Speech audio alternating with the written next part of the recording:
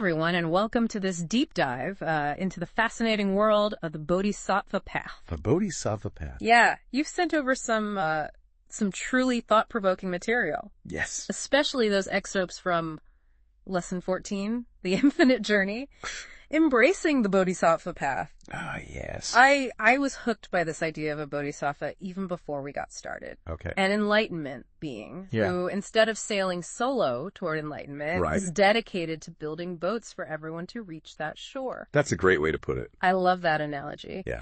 What's fascinating to me about the Bodhisattva Path is this concept of delaying personal enlightenment for the benefit of others. Uh-huh. It challenges the idea of focusing solely on individual salvation. Right. And asks, what if we dedicated ourselves to helping everyone achieve liberation? It really flips the script on you. It does. It really makes you think. So help me unpack this a little. Sure. What exactly a bodhisattva? Well, the word bodhisattva combines bodhi, meaning enlightenment, and sattva, meaning being. They being. So a bodhisattva is an enlightenment being. Okay. Someone who embodies the very essence of enlightenment. So this isn't just like a theoretical concept. Yeah. Right? There are actual stories and figures that bring this to life. Absolutely. Take Avalokiteshvara. Okay. One of the most well-known bodhisattvas. Okay. The story goes that he was so moved by the suffering of all beings that he vowed to postpone his own entry into nirvana. So nirvana being a state of liberation from suffering and the cycle of rebirth. Okay. Until every single being was free. Wow. Legend has it that his tears of compassion formed a lake. Wow. And from that lake emerged the goddess Tara to help him in his mission. That image of Avalokiteshvara's tears forming a lake, that really struck me. Yeah. Because it speaks to the power of compassion. Yes. To create positive change. Uh-huh. But sometimes I think these concepts can feel a bit distant from our everyday lives. I understand that. You know, why should we here in the 21st century care about the Bodhisattva Path? That's a great question. Yeah. And I think the beauty of the Bodhisattva Path is that it's not just for monks and monasteries. Right. It's a way of life. For anyone. Yeah. The Dalai Lama often says that true happiness comes from serving others. Serving others. This idea is at the heart of the Bodhisattva Path. It's reminding me of the lesson you sent me, where it said the infinite journey, embracing the Bodhisattva Path. Yes. It really is a journey, and it's infinite. Yes, it is a journey. Yeah. A lifelong journey, really. So how do we actually walk this path? Yeah. What are the tools we need to cultivate qualities like compassion and selflessness? The Bodhisattva Path is often described through the 6 perfections. Okay. Or paramitas. Paramita. These are virtues that guide us toward embodying the Bodhisattva ideal.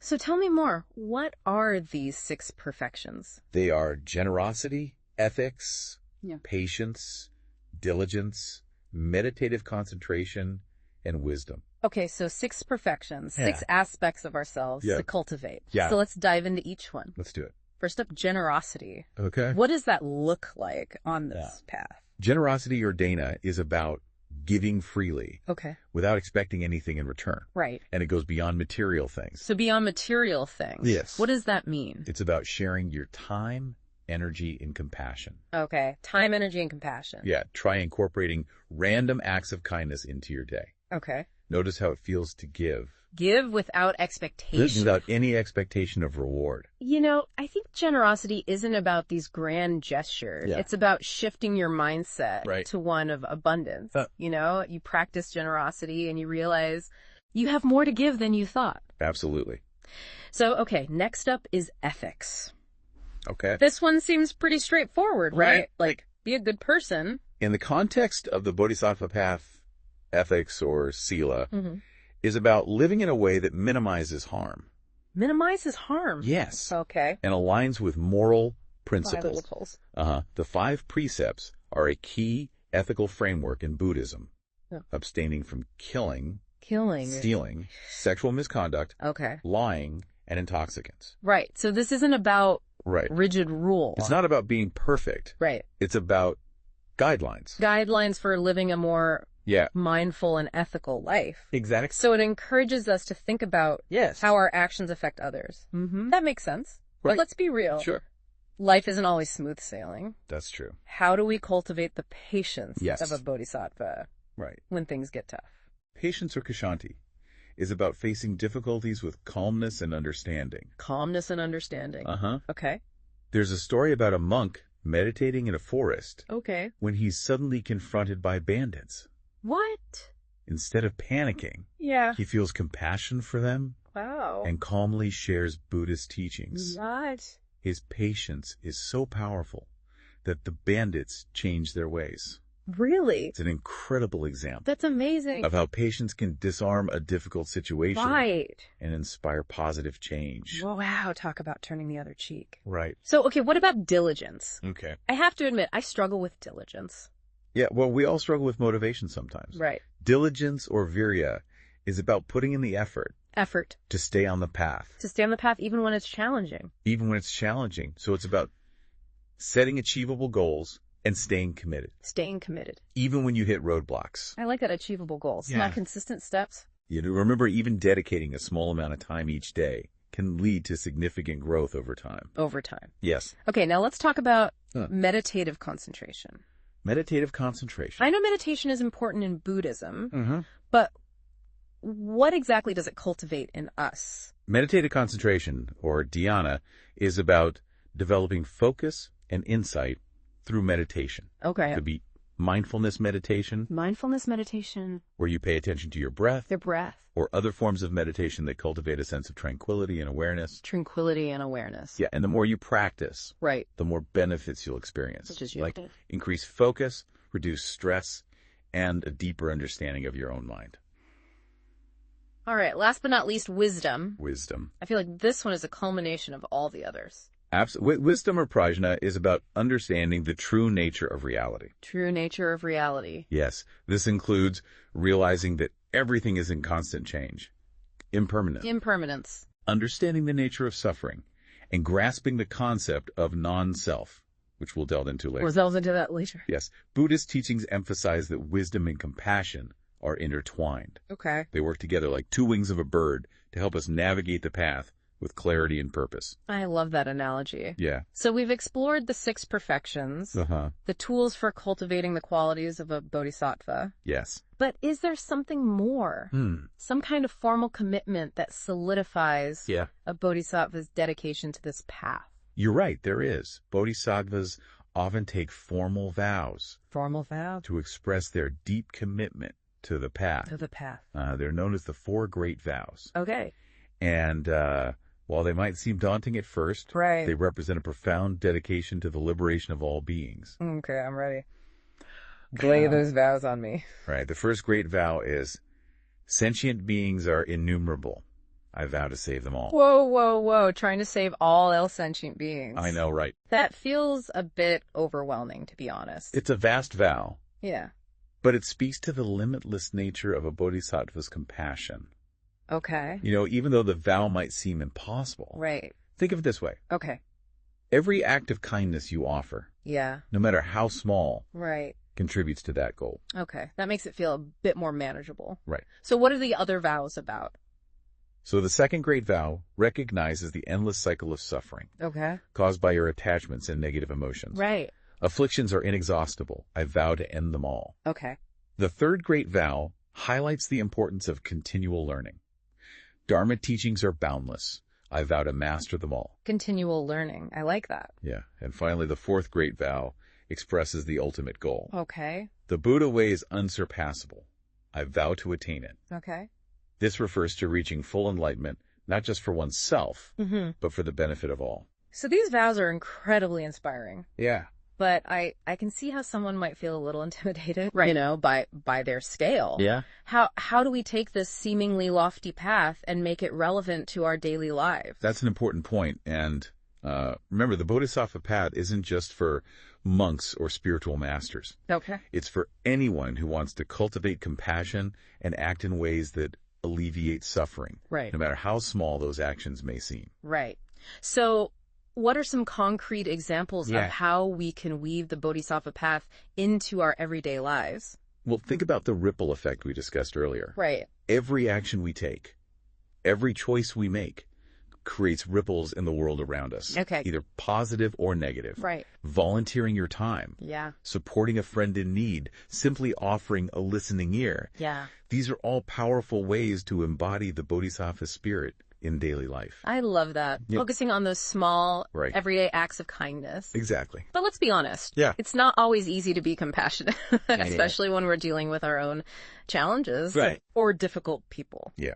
One of the biggest challenges on the Bodhisattva path Right. is overcoming our self-centered tendencies. Self-centered tendencies. We all have deeply ingrained patterns of self-preservation and clinging to our egos. Our egos. But remember, you can't pour from an empty cup.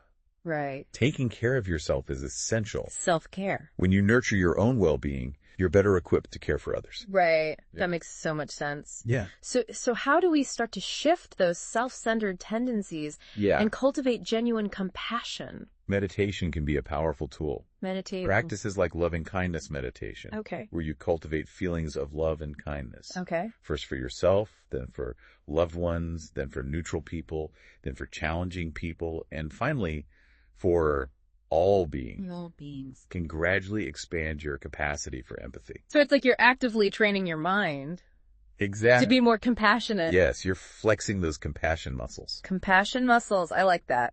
And the great thing is that there's so many resources out there to support you. Right. Books, guided meditations, online courses. Right. It's about finding what works best for you. Yeah. What about studying Buddhist teachings? Is that an important aspect of the path too? Absolutely. No. Engaging with Buddhist texts and teachings can be incredibly enriching. Okay, It deepens our understanding of the concepts we've been discussing, like impermanence, suffering, and non-self. Right. Plus, it offers valuable insights into the nature of reality and the path to liberation. Are there any particular texts you recommend as a starting point? The Dhammapada is a classic. The Dhammapada. It's a collection of sayings attributed to the Buddha, offering concise and profound teachings on a wide range of topics: ethics, mindfulness, the path to enlightenment. It's a great place to begin exploring Buddhist thought. Okay, I'm adding that to my reading list. Great. What about finding community? Community. Is it helpful to connect with others who Yeah. are also exploring the Bodhisattva path? Community can make a world of difference.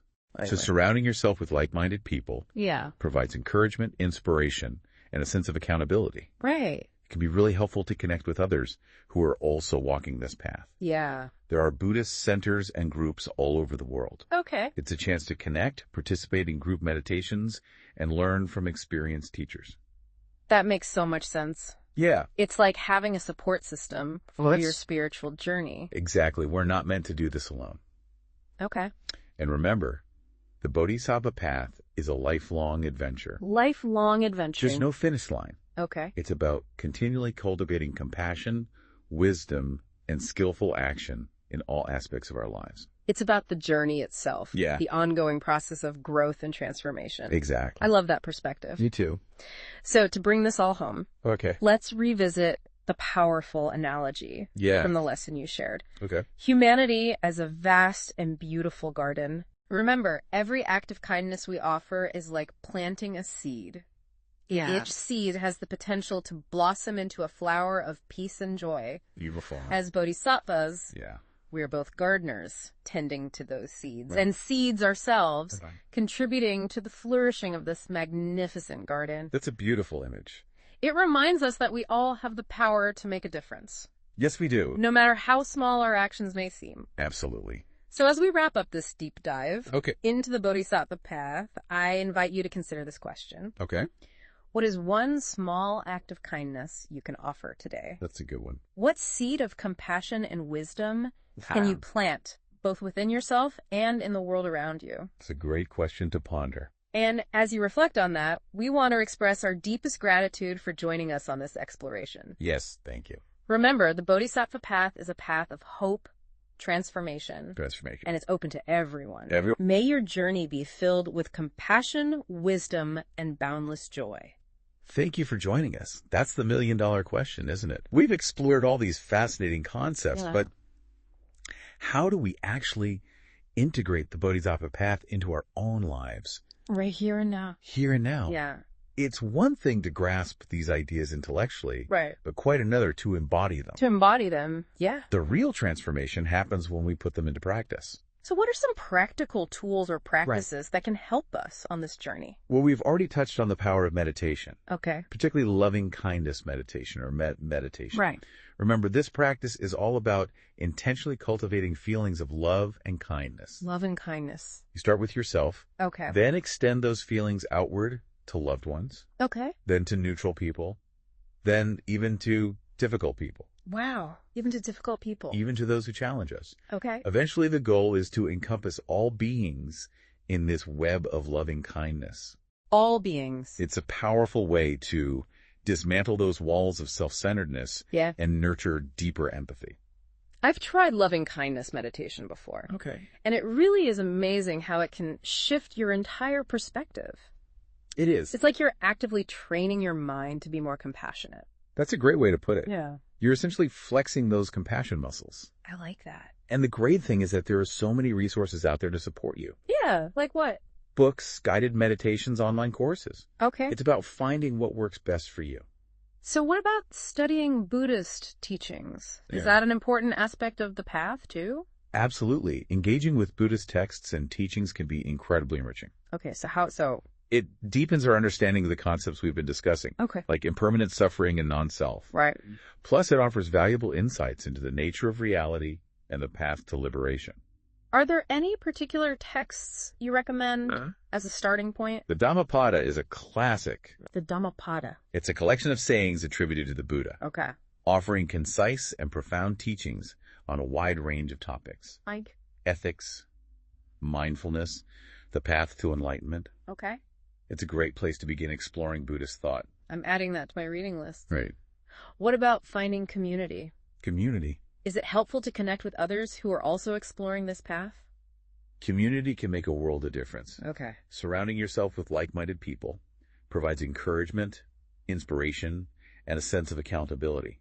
Right. It can be really helpful to connect with others who are also walking this path. So where would we find those people?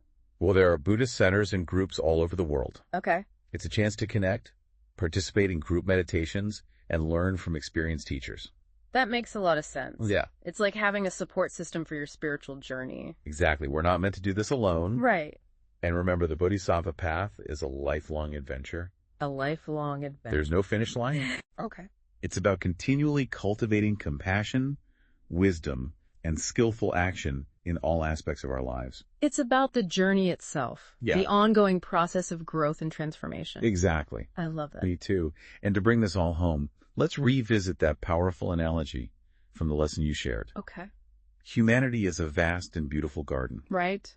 Remember, every act of kindness we offer is like planting a seed. Planting a seed. Each seed has the potential to blossom into a flower of peace and joy. Peace and joy. As bodhisattvas, we are both gardeners tending to those seeds. Right. And seeds ourselves contributing to the flourishing of this magnificent garden. Such a beautiful and inspiring image. It is. It reminds us that we all have the power to make a difference. Yes, we do. No matter how small our actions may seem. No matter how small. So as we wrap up this deep dive into the Bodhisattva Path, I invite you to consider this question. What is it? What is one small act of kindness you can offer today? That's a great question. What seed of compassion and wisdom can you plant both within yourself and in the world around you? What a beautiful way to end our exploration. And as you reflect on that, we want to express our deepest gratitude for joining us on this journey into the Bodhisattva Path. Thank you. It's a path of hope transformation, and it's open to everyone. It is. May your journey be filled with compassion, wisdom, and boundless joy. Thank you for joining us.